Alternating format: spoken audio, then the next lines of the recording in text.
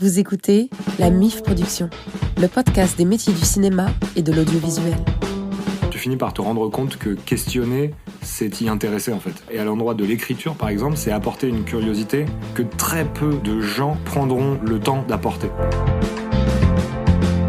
Je crois comprendre que c'est ça le métier de producteur en vrai. Le rôle de quelqu'un qui accompagne un projet de A à Z pour le faire vivre.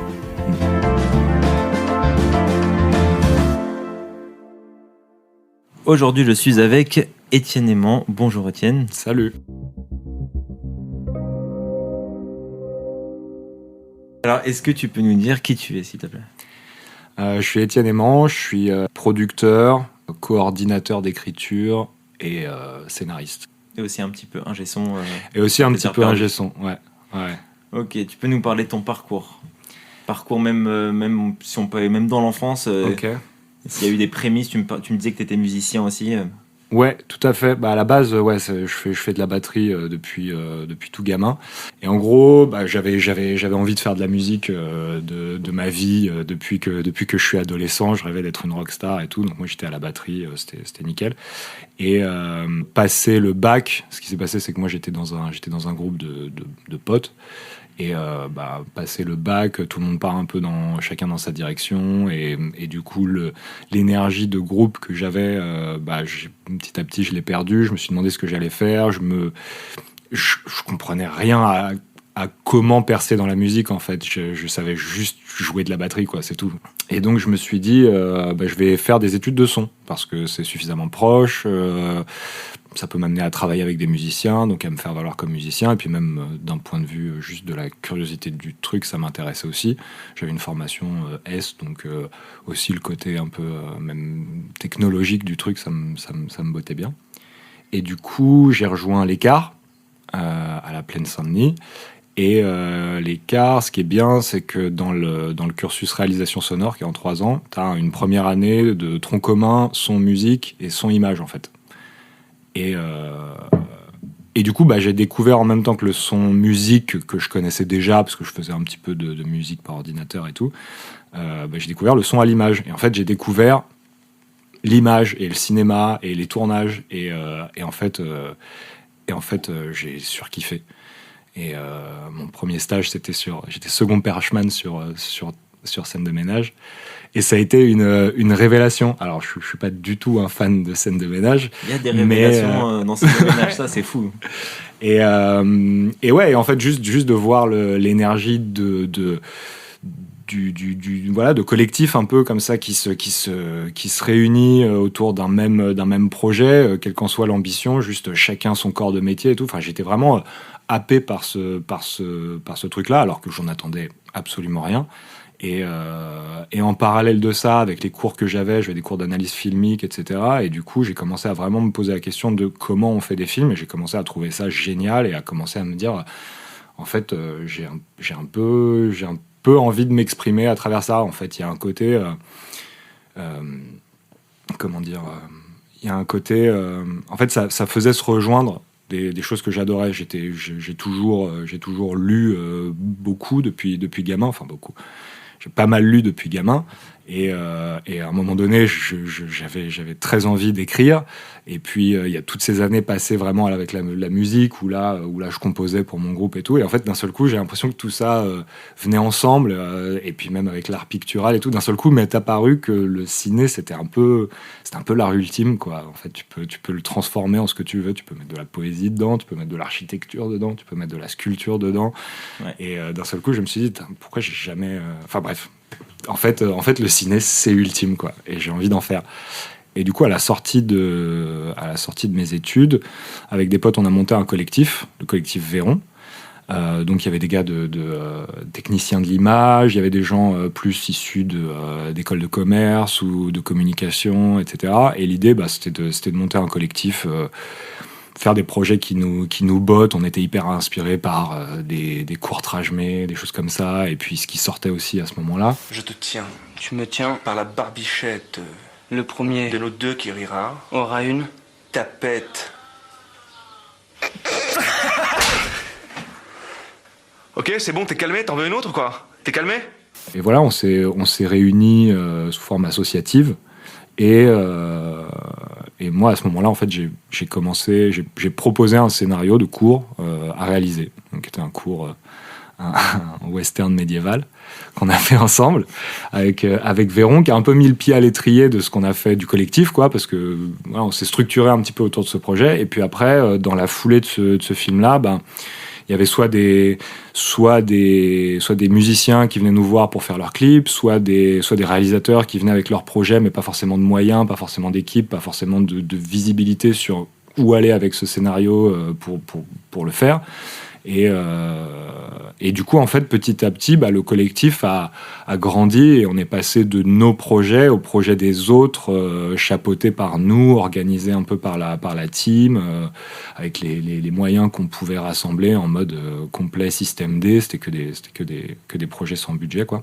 Et voilà, et petit à petit, moi, de ma position du coup, à côté de ça, je travaillais en tant qu'ingé son, mais du coup, de ma position de fondateur un peu avec les autres du collectif, j'ai toujours accueilli un peu les projets, j'ai toujours essayé d'accueillir leurs porteurs aussi, et du coup voilà, j'ai vraiment pris goût à ce délire viens, c'est quoi ton projet, qu'est-ce qu'on va en faire. Au début, j'avais aucune idée, aucun filtre, en fait. J'accueillais les projets, je me disais c'est son projet, voilà, son scénar, j'ai rien à redire à ça, c'est sa création. Et puis petit à petit, il y a une expérience qui se fait, et on commence à analyser un petit peu plus, on voit les choses qui n'ont pas marché sur les films d'avant, donc on anticipe, on commence à trouver un peu des moyens de circonvenir aux problèmes qu'on anticipe. Et puis je te coupe, pardon, c'est des problèmes artistiques ou enfin des contraintes artistiques ou des contraintes vraiment organisationnelles? Les deux, en fait. Okay. Les deux. Okay, en fait, moi je partais de zéro à ce moment-là, donc je découvrais un peu tout. Alors, j'étais pas tout seul, donc tout le monde mettait un peu la main à la pâte, mais moi, au titre de mon expérience personnelle, j'ai vraiment tout appris comme ça sur le tas, en mode voilà, quoi, qu'est-ce qui se passe, comment tu loues ton 22 mètres cubes, comment tu chopes les autorisations pour aller tourner dans la rue ou en bas d'un bâtiment, ou en fait comment tu négocies avec quelqu'un qui a vraiment pas envie de voir un tournage là, tout ce genre de trucs, et en même temps, comment tu sors des caméras avec Walou comme budget. Et puis aussi toute la partie post-prod, parce que ça aussi c'est une grosse partie où on ne le voit pas parce que ça paraît c'est un peu moins un rouleau compresseur que le tournage, mais au final il faut l'amener, il faut des moyens techniques, ils sont chers, ils sont pas immédiatement accessibles à n'importe qui juste parce que tu as une idée, quoi. Donc en fait, moi ce que j'ai remarqué d'ailleurs, c'est que c'était beaucoup c'était très très humain. C'est ça qui était cool, c'est que du coup, comme il n'y avait pas d'argent, le seul intérêt qu'on pouvait susciter, c'était par l'énergie de ce qu'on représentait, soit en tant que collectif, soit au titre d'un projet donné, et ça c'était plutôt cool. Mais donc, et il y avait aussi effectivement au bout d'un moment aussi une espèce d'expertise un peu artistique sur ça vu même, je veux dire, aussi le technico-artistique, c'est-à-dire ça, ce que tu envisages avec les moyens qu'on a, ça va être trop compliqué, il faut envisager une alternative. Mais au bout d'un moment, ça devenait aussi, moi je m'intéressais beaucoup au scénario, surtout à partir du moment où j'ai écrit pour mon film et dans la continuité de ça. Et du coup, je nourrissais aussi cette expertise-là, de dire, qu'est-ce que le projet raconte, c'est quoi le propos, c'est quoi le point de vue, ce que j'appelle maintenant un point de vue d'auteur, ou un point de vue, ou même une vision de réalisateur. Voilà, c'était des choses que j'apprenais à distinguer déjà à la lecture d'un scénar ou au pitch d'un projet, même à l'oral, et à développer du coup. Et du coup, petit à petit, à développer et à accompagner, en fait. Et avant ce moment-là, tu m'as dit que tu étais ingé son. Ouais. À côté, du coup. Ouais. Et du coup, comment s'est faite la transition vers la suite, vers la Ruche Production, du coup, si j'ai bien compris?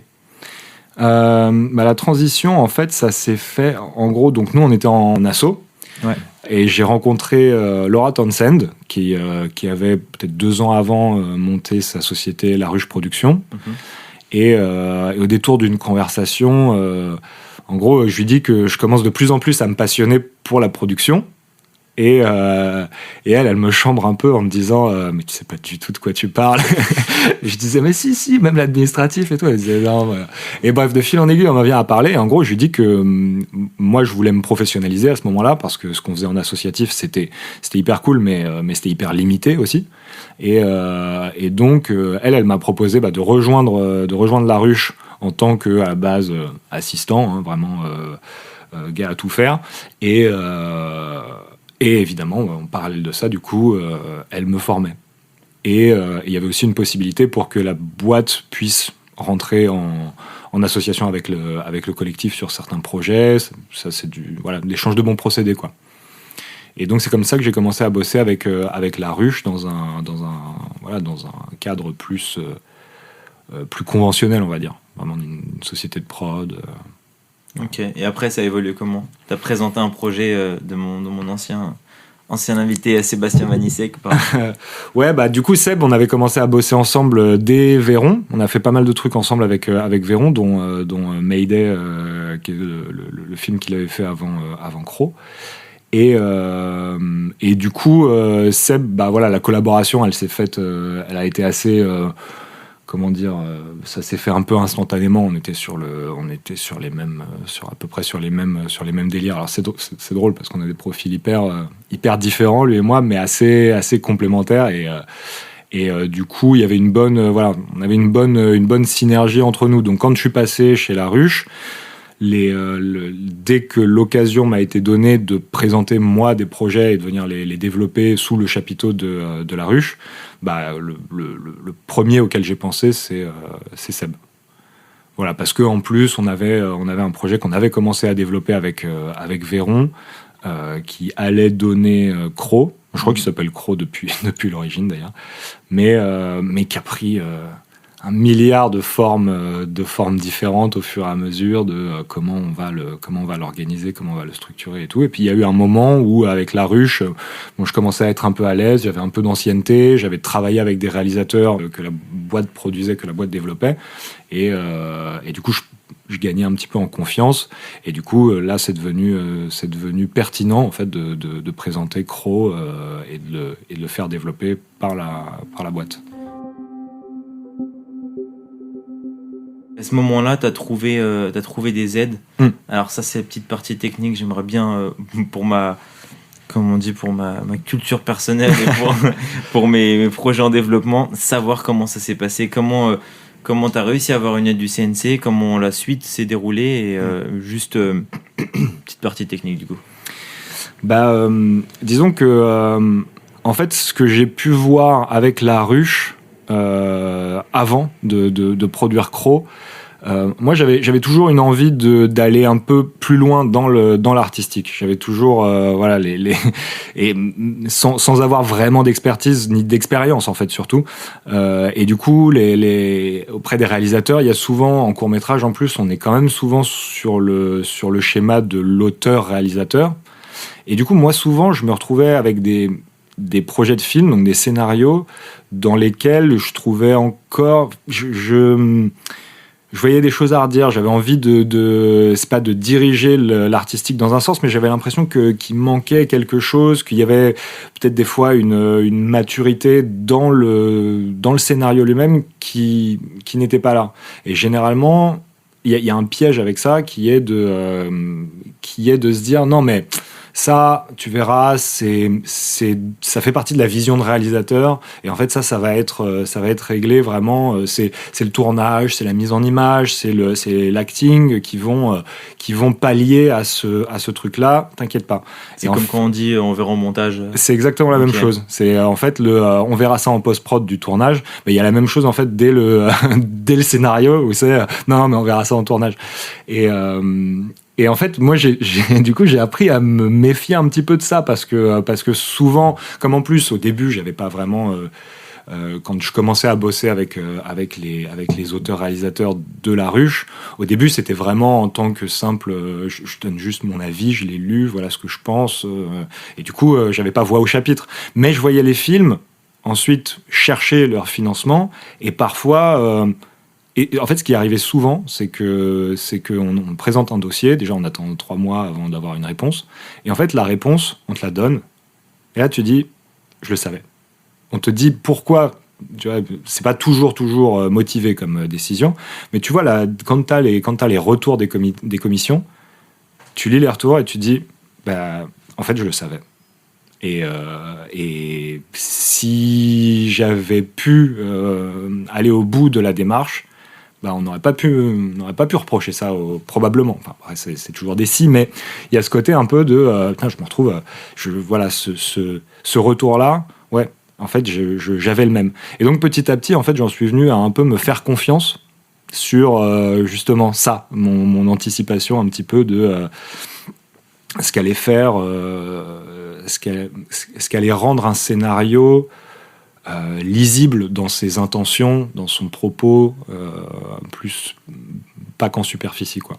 Tu veux dire que dans la structure de scénario, il y a parfois des détails qui ne permettent pas d'avoir certaines aides.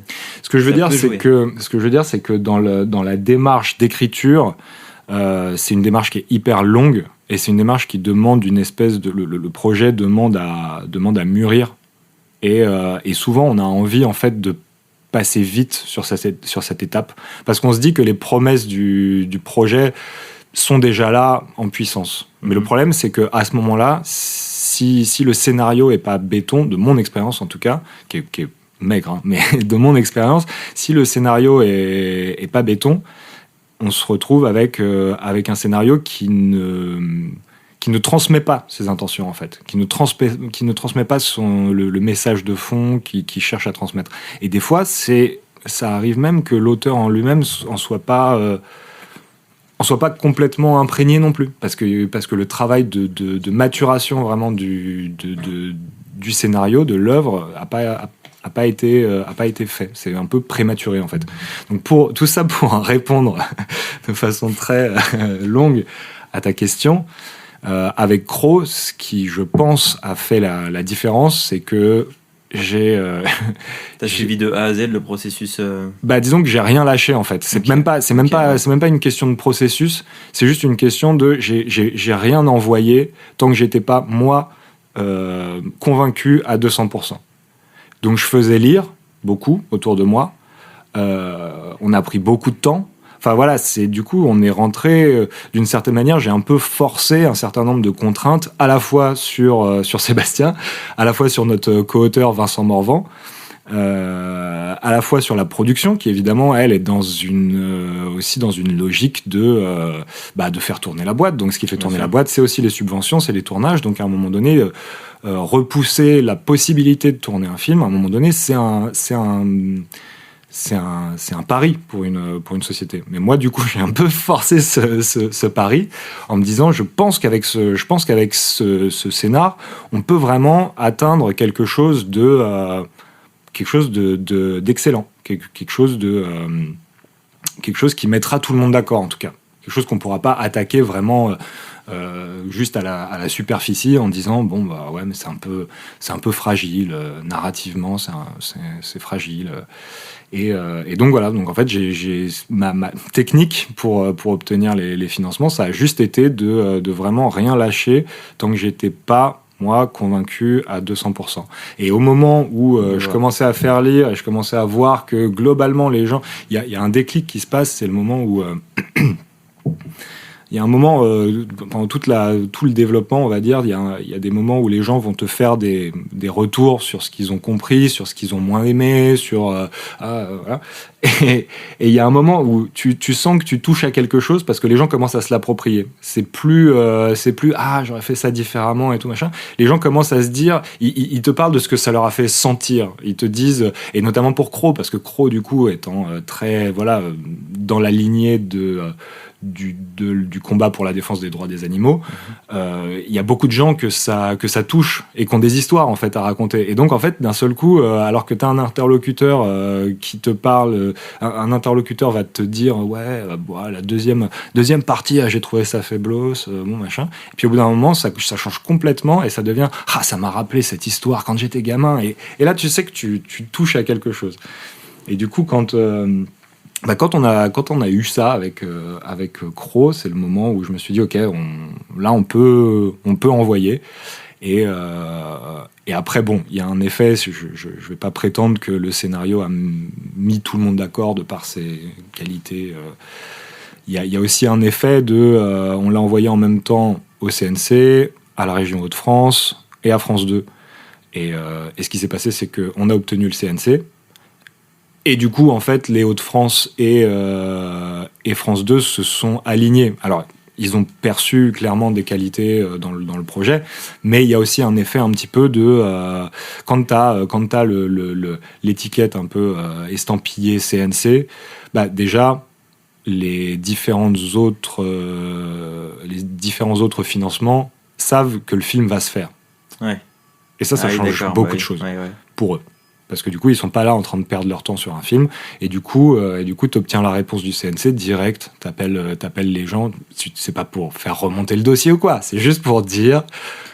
J'allais demander comment ça communique, mais du coup, c'est la production qui appelle et qui dit bon, on a eu le ça CNC. Dépend. Il y a quand même une certaine porosité. En plus, moi là, on parle du milieu du court métrage qui est quand même on va dire du milieu du court-métrage subventionné. Donc c'est pas non plus c'est pas une industrie à plusieurs milliards d'euros avec les gens se connaissent, les gens se parlent et les financeurs historiques sont toujours un peu les mêmes et ne bougent pas quoi, ils sont pas full quoi.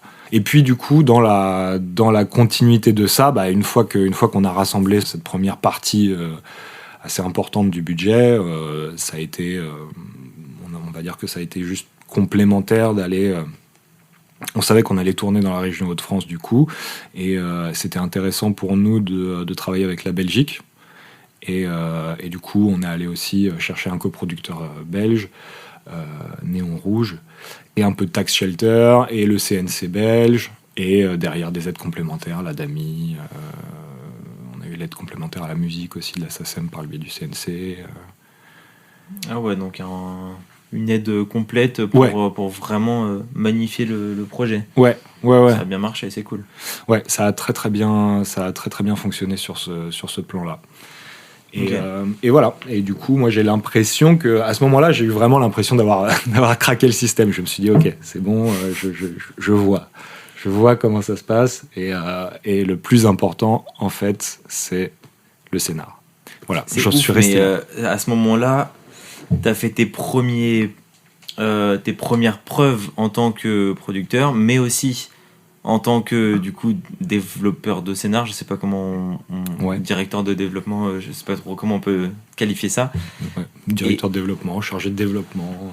Et je me dis, t'as eu ces deux preuves de l'extérieur, mais aussi de l'intérieur. Qu'est-ce que ça t'a permis après de continuer ? Parce que tu m'as dit que maintenant tu te diriges plutôt vers justement le développement des scénarios. Donc qu'est-ce que ça t'a permis après ?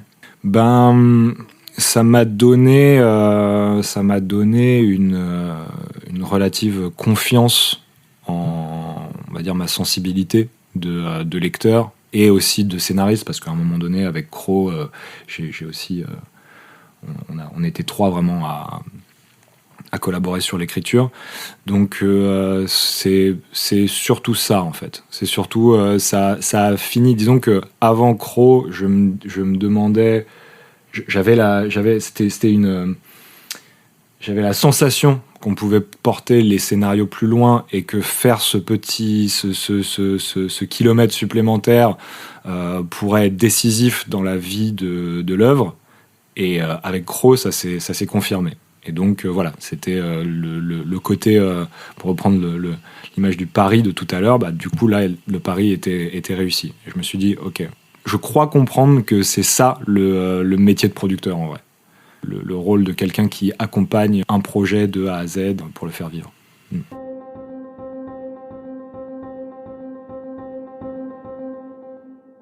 quelle leçon tu tires de ce qui t'a mené ici? Quel bon réflexe t'as eu qui te servent jusqu'à aujourd'hui? Ok, quel bon réflexe j'ai développé en fait. Ouais, exactement. Okay. Comme je disais, se faire confiance. Alors c'est pas pour dire le but c'est pas de se faire confiance et d'imposer cette confiance aux autres. C'est plus d'être attentif en fait, d'être attentif aux petits mouvements, à la lecture d'un scénario. Moi je vais toujours noter des trucs qui paraissent débiles en fait, des petits trucs où je me dis ça c'est un petit à côté, ça peut être du dialogue, ça peut être la caractérisation d'une scène ou quoi, et je note toujours des petits trucs qui sont très superficiels, et en fait je me suis rendu compte que souvent c'était un peu comme des traces, tu vois, tu pars un peu sur la trace de problèmes plus profond en fait, plus structurel dans l'écriture, et c'est pour ça c'est se faire confiance dans sa sensibilité, c'est rester à l'affût comme ça des petits moments où on se dit ah tiens c'est marrant ce truc, je trouve ça un peu off, un peu ça c'est le vraiment je pense le truc qui a pris du temps à se faire, parce qu'au début, comme je disais, qui j'étais pour aller critiquer la vision artistique de quelqu'un qui avait pris le temps et le courage d'écrire un scénario. En fait, après, tu as pris conscience que tu avais aussi l'expertise de la production. J'ai pris conscience que j'avais aussi la responsabilité d'être un interlocuteur en fait, c'est-à-dire qu'à un moment donné, ayant passé moi aussi du temps à l'écriture, ce que j'ai appris à vous connaître, c'est à quel point tu peux être matricé en fait dans ton écriture, tu perds tout recul, et du coup des choses qui t'apparaissent comme des super idées, en fait elles vont pas délivrer auprès du lecteur et du futur spectateur, et à l'inverse des trucs que tu trouves nuls, t'es là en train de te dire mais il faut absolument que je trouve une alternative à ça, et puis quelqu'un va le lire et va dire ah j'adore cette scène, j'adore cette proposition. Donc déjà j'ai cette responsabilité là en fait en tant qu'accompagnant de projet, c'est de juste servir de miroir en fait à la création. Donc au début t'es un peu en mode tu prends pas cette responsabilité directe, et puis petit à petit tu te rends compte qu'en fait le projet en a besoin, mais aussi l'auteur en vrai, et du coup c'est développer une aisance là-dedans, dans le fait de pouvoir apporter sa petite pierre, de juste se dire bon, mon regard c'est mon regard, ça n'implique que moi, mais j'ai vu quelque chose à cet endroit-là qui me paraît pas ouf. Alors de donner de la légitimité à ton point de vue, quoi. Ouais, c'est ça. Okay. C'est ça, de s'accorder cette confiance-là, parce qu'en fait, on est tous un spectateur en puissance, quoi. Donc c'est ça, c'est connecter avec ton âme de spectateur, presque d'amateur, et te dire que oui, en tant que spectateur, personne viendra te dire non mais t'as pas compris, c'est la vision du réalisateur. Non, si t'as pas compris, c'est raté à ton endroit. Donc voilà, là t'as l'occasion de défendre ce truc-là à l'avance, que ça se passe pas. Il y a un moment où tu te dis questionner, c'est remettre en cause, c'est imposer mon point de vue sur l'autre. Et en fait, quand tu refais la part des choses, tu te rends compte, tu finis par te rendre compte que questionner, c'est t'y intéresser en fait. C'est apporter une curiosité. Et à l'endroit de l'écriture, par exemple, c'est apporter une curiosité que très peu de gens prendront le temps d'apporter, en vrai. C'est une marque de respect. Et c'est une marque de respect, mais c'est aussi un jalon très important, je pense, dans la création, parce que c'est là on en vient sur la question de la relation de couple réalisateur-producteur. Je pense que du point de vue de l'auteur, voilà, il n'y a pas beaucoup de personnes qui vont porter un regard aussi attentif et aussi impliqué sur ton œuvre que le producteur. En tout cas, dans un contexte un peu idéal, quoi. Donc non, à un moment donné, voilà, c'est ta responsabilité, entre guillemets, de juste poser ton regard honnête et de savoir l'articuler. Après, ça, c'est une autre... on arrive dans une question de compétences à développer et d'expérience, quoi. Qu'est-ce que tu fais aujourd'hui ? C'est quoi ton quotidien et ton métier, tes métiers aujourd'hui ?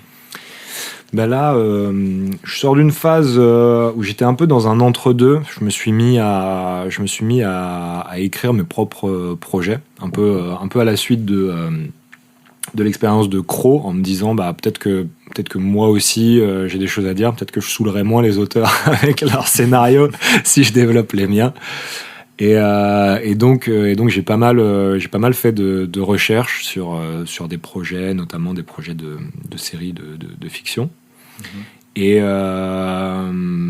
puis je suis revenu, voilà, j'ai beaucoup fait ça, j'ai un petit peu aussi ces dernières années pas mal lu aussi de projets, j'ai lu pour le CNC, pour l'aide avant réalisation. Et du coup, ça c'était un bon boost d'expérience vraiment autour du scénario. C'était un peu dans la lignée de ok, j'ai produit avec en tête le scénario. Maintenant, je vais me projeter dans vraiment ce que c'est le scénario. Et là, je suis dans une phase où je commence à en revenir en fait, là, j'essaye de trouver ce pont. J'essaye de faire un pont en fait entre le travail de scénariste et le travail ou d'auteur et le travail de producteur. Et du coup, c'est un peu naturellement que je commence à m'installer en tant que, ça prend plein de noms différents, script doctor, coordinateur d'écriture, chargé de développement, enfin voilà, selon ton interlocuteur, en fait, t'es chargé de développement pour une boîte, mais t'es coordinateur d'écriture au sein d'une équipe d'écriture, donc bref. Ouais. Et du coup, moi, mon objectif là, enfin, ce que j'adore faire, c'est faire le pont entre ces deux univers et créer le regard, enfin, proposer un regard attentif que parfois les producteurs n'ont pas, surtout des jeunes producteurs, sur le scénario, pas qu'il manque d'attention, mais qu'il peut manquer une expérience, une expertise vraiment sur le plan artistique, d'autant que comme on le disait tout à l'heure, le producteur, c'est aussi, enfin, il a d'autres responsabilités que celles de l'artistique, et créer un petit peu, être à ce confluent un petit peu des deux univers. Où on va vraiment rentrer dans ce qu'il y a à trouver sur le plan purement artistique et se dire qu'on va le faire pour maximiser les chances du projet sur le plan commercial. Ça, c'est vraiment c'est vraiment ça la philosophie que je poursuis. Et du coup, c'est pour ça que je peux avoir différentes casquettes, parce que je vais essayer de toujours trouver cet équilibre-là, de toujours proposer un soutien à l'endroit où j'ai l'impression que cet équilibre pourrait défaillir un peu. Et tu l'aimes bien cet équilibre ? Enfin, qu'est-ce qui te fait dans ce ça te passionne l'équilibre ? Non, est-ce que du coup ce rôle-là te plaît ? Ah, moi, je surkiffe. J'adore. Moi, il y a un truc que j'adore, et d'ailleurs, ça a été difficile quand je me suis mis à écrire mes propres projets, parce que j'adore rentrer dans l'univers qui m'est proposé, en fait. Je veux même pas dire de quelqu'un d'autre, parce qu'à ce moment-là, c'est même pas forcément l'univers de quelqu'un. J'aime bien rentrer dans l'univers qui m'est proposé. Le CNC, pour ça a été génial. J'ai lu peut-être 250 scénarios de court-métrage, et à chaque fois, tu as une proposition. Et moi, je suis hyper... tu sais, quand je lis, je suis hyper bon public. Je suis genre, j'ai ce truc de base. Je pars du principe que le projet mérite d'exister. Ensuite, je repère ce qui le freine, en fait. J'essaie toujours de choper l'élan initial, artistique qui est proposé. Et ensuite de poser un genre de diagnostic sur ce qui le freine. Et j'adore faire ça. Et ce que j'adore, c'est aussi le contact humain, parce que c'est pas un truc que tu peux faire. C'est pas un truc que tu peux faire comme ça, un peu muré dans ta tour, en mode. Tu reçois le film ou tu reçois le scénar et tu vois clair à travers. En fait, c'est souvent dans la discussion que tu vas vraiment mettre le doigt sur les choses qui ne fonctionnent pas trop. à ce moment-là de l'échange je crois que je saisis ce que tu cherches à dire, il y a toujours une espèce, il y a toujours un truc sur le plan relationnel, il y a un truc assez magique qui se passe. C'est un peu tu sais, le breakthrough du psychologue, quoi. Il y a un truc un peu comme ça, quoi.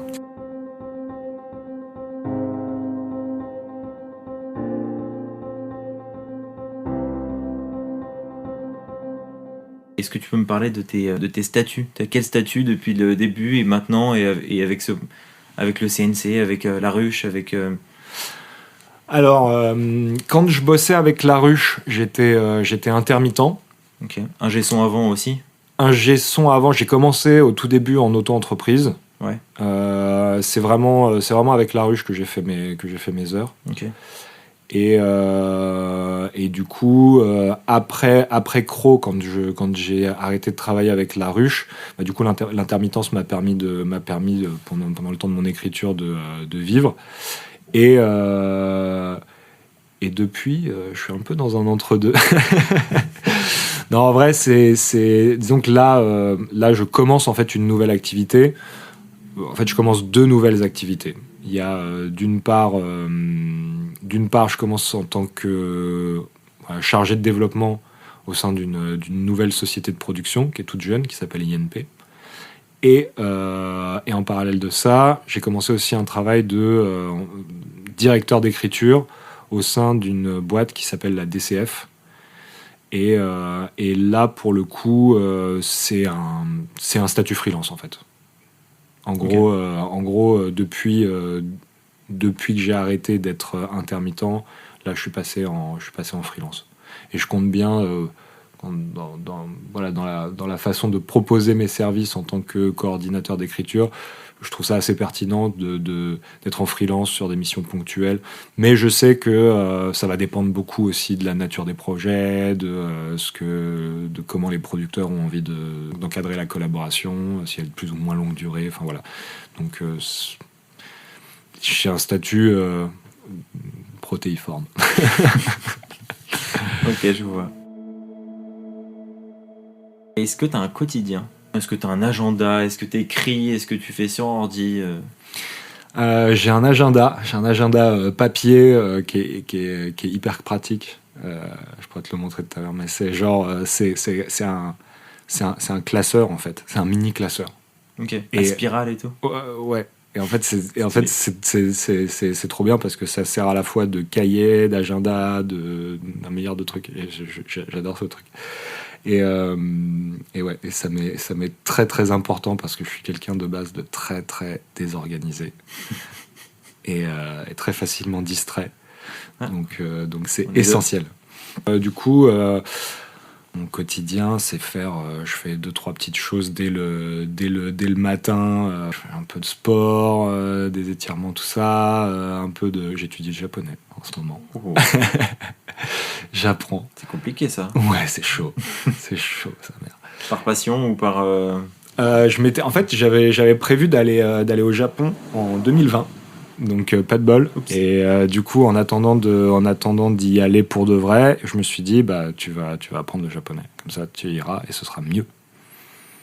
Stylé. Donc ma petite session tous les matins. Donc, tu commences par des trucs perso et qui te font du bien. Ouais, en fait ça c'est un truc qui est très récent pour le coup. Alors là on rentre vraiment dans le côté vie personnelle et tout, mais on va dire que ça fait pas longtemps que j'ai appris l'importance de créer des choses routinières et saines pour toi. Parce que il y a un moment où dans le boulot j'étais complètement absorbé dedans. Et c'est genre je me levais, café, clope et on y va quoi. Et tu vois, et jusqu'au soir j'allais penser que cinéma, qu'est-ce qui se passe, le tournage la semaine prochaine et tout, et sans me rendre compte à quel point en fait tu t'agresses toi-même quand tu fais ça quoi en fait, et tu t'esclavagises toi-même quoi en fait. Ouais. Et du coup voilà, dans un truc un peu de développement de personnel, de stabilité aussi, ça fait quelques mois, 1 an, quelques années que je développe comme ça des routines un peu saines. Et après, pour ce qui concerne le travail au quotidien, bah, c'est vrai que c'est quelque chose de très... là aussi, c'est difficile en fait de créer de la régularité, parce que tu te forces en fait dans l'écriture, par exemple, tu te forces à créer une régularité en sachant que d'un jour à l'autre, tu seras pas du tout inspiré de la même façon. Et il y a des jours où vraiment, ça ne... Il y a rien, quoi. Genre, t'as beau chercher ce qui est la bonne réponse à ce point problématique auquel tu fais face dans ta structure ou vraiment dans la rédaction ou dans les dialogues ou quoi. Et il y a rien qui vient. Et t'es obligé de faire comme si ça s'était passé d'une certaine manière pour justifier, de te dire non, mais au moins j'ai essayé. Ok. Et le jour d'après, tu réessayes et tout. Donc la régularité, c'est quand même important, et c'est vrai que c'est difficile il faut la créer par soi-même en fait, parce que tu fais émerger quelque chose à partir de rien. Donc tu es obligé de toi battre une espèce de cadence comme ça, même de façon arbitraire, pour qu'il se produise quelque chose. Et petit à petit, en fait, ton cerveau, il s'habitue à cette cadence et il devient un peu plus... Ok, c'est l'heure où on écrit. Bon, ok, je me mets en mode écriture. Mais ça prend du temps. Chez moi, c'est tout neuf. Bah, c'est important d'avoir des habitudes pour... Comme le brossage de dents, sans oublier dans le soir, non, mais il n'y a pas, en fait, il n'y a pas... Ouais, je pense surtout au sport, en fait. C'est surtout le côté, quand on dit que ce qui est important dans l'exercice physique, c'est pas tant la performance que la régularité. Bah, en fait, c'est assez vrai de tout.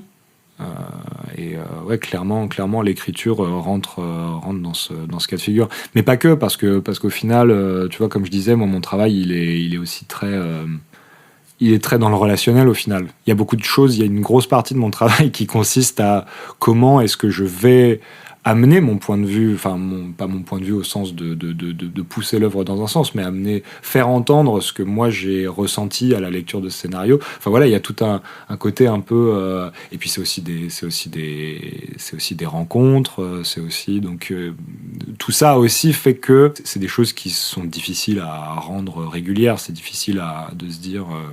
C'est ponctuel. Ouais, voilà, à un moment donné, tu te rends disponible pour un rendez-vous, machin, sur tel créneau, etc. Voilà.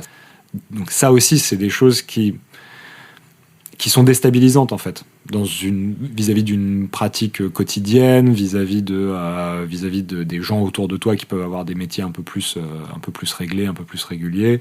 Enfin voilà, il y a des choses là-dedans qui sont un peu déstabilisantes, et c'est précisément à ça qu'il faut qu'on répond en créant ça, en forçant presque son propre rythme, sa propre régularité, quoi.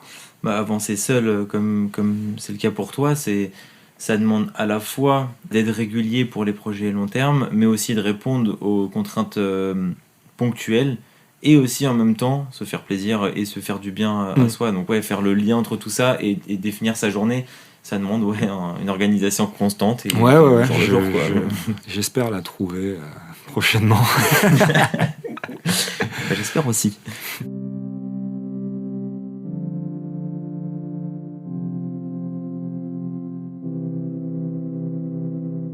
Tes projets en ce moment, il y a quoi comme projet en développement, si tu peux en parler? Je sais que parfois c'est plutôt secret.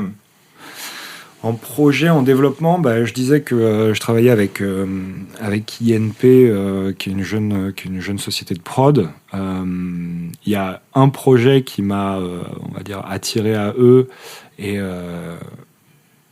qui reprend un petit peu certains éléments de la recette de Crow, pour le coup, c'est-à-dire un film de genre qui emprunte beaucoup au code de l'action, voire du film d'horreur, mais qui cherche à développer un vrai propos, une vraie émotion sur ces bases-là.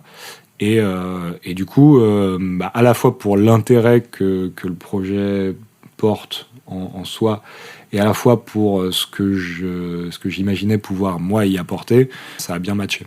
Donc là, on est dans un processus de réécriture que du coup INP m'emploie pour chapeauter auprès de l'auteur-réalisateur à l'origine du projet et de son co-auteur. Donc il y a ça qui est un court série, ok. Que je trouve génial et voilà, chaque fois qu'on a des avancées un petit peu majeures dans l'écriture, c'est toujours un kiff d'un seul coup d'avoir l'impression de cerner la matière première un peu du film. Et donc c'est un projet hyper excitant. Et on a d'autres projets dans les tuyaux avec INP, mais qui sont plus au stade, pour l'instant, on est même avant l'écriture. Et ce qui est assez cool, parce que du coup, moi, je me retrouve dans une position où je vais pouvoir vraiment organiser le travail d'écriture et la méthodologie un petit peu de l'écriture sur mesure avec les auteurs. Là où habituellement, j'arrive plus tard, en fait. Et du coup, voilà, je me retrouve souvent à devoir proposer une espèce de pas de recul à quelqu'un qui a déjà fait l'effort d'écrire un scénario, ce qui est très long et très énergivore, on va dire. Et c'est toujours un peu compliqué, voilà, de négocier ce moment où on te propose un scénario et tu te dis, il y a des promesses, mais pour aller au bout vraiment de ces promesses, il va falloir qu'on fasse tomber le niveau de détail du scénario, qu'on en revienne un peu plus à la proposition fondamentale, celle que tu peux résumer en une page ou en un paragraphe, voire en une phrase, et te dire, ok, ça me raconte quelque chose, maintenant on réhabille, tu vois. Et c'est très cool comme processus, mais là du coup ce qui est chouette dans le fait de travailler avec une boîte de prod en tant que chargé de développement, c'est que d'un seul coup je vais pouvoir là cadrer un peu le travail et voilà, et proposer une méthodologie. Le but c'est pas de faire rentrer tout dans un tuyau unique et de se dire non c'est comme ça qu'on travaille et pas autrement. C'est de chercher à chaque fois le procédé d'écriture qui est adapté à ce qu'on cherche à dire, qui est adapté au format, qui est adapté aux personnes aussi, bien sûr. Donc ça, c'est vachement cool. Donc parce que ça demande aussi de capter le propos, mais aussi la signature et aussi l'état d'esprit de l'auteur, et avec ce prisme-là, l'améliorer. Et il y a des liens en même temps.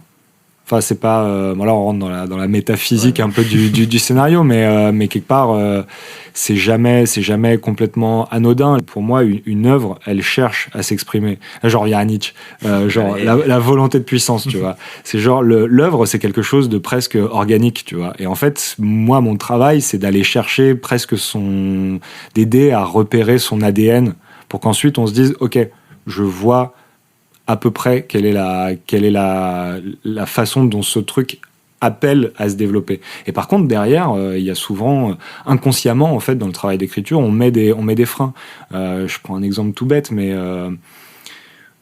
tu commences à écrire sur une romance, et puis tu vas partir de ton expérience personnelle, et il va y avoir quelque chose d'un peu cathartique là-dedans, et tout, et du coup, en fait, tu commences à écrire quelque chose d'hyper texturé, d'hyper riche, avec un vrai relief, et puis tu arrives à la fin. Et à la fin, tu te dis une romance, à un moment donné, les gens vont vouloir savoir s'ils finissent ensemble ou s'ils finissent pas ensemble.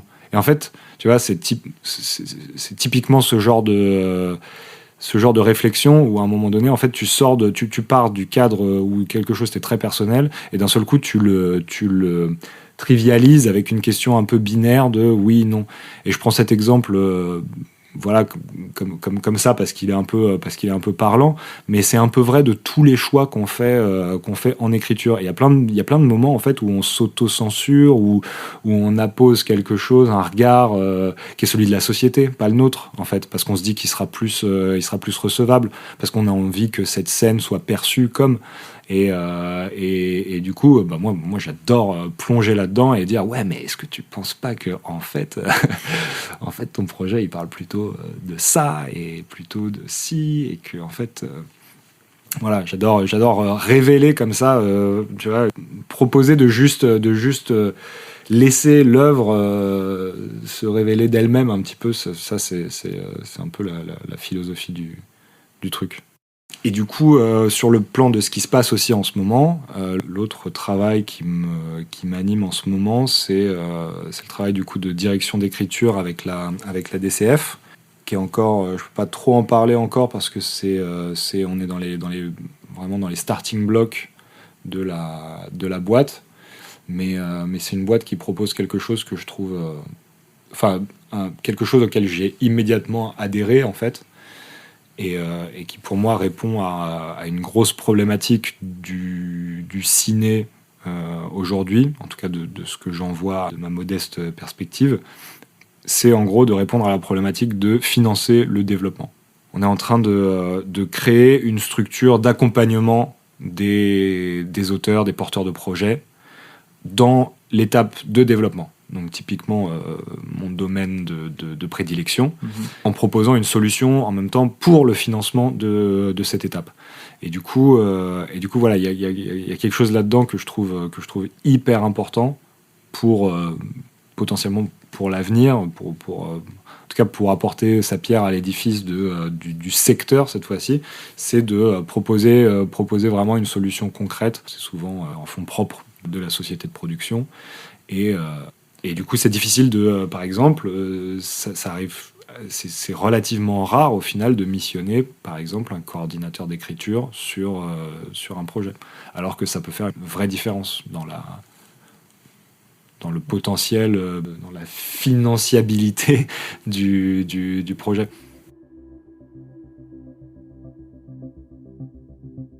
Est-ce que ton futur, tu le vois dans le cinéma, ou tu le vois continuer dans cette direction que tu as prise ou pas ? J'aime beaucoup le cinéma, mais j'avoue que il y a quelque chose que j'adore avec le format série. J'ai l'impression que ça... Ma théorie sur ça, c'est que en fait, c'est plus proche d'un roman. En fait, quand on adapte un roman en film, il y a toujours des grosses concessions à faire, des gros choix, des gros partis pris.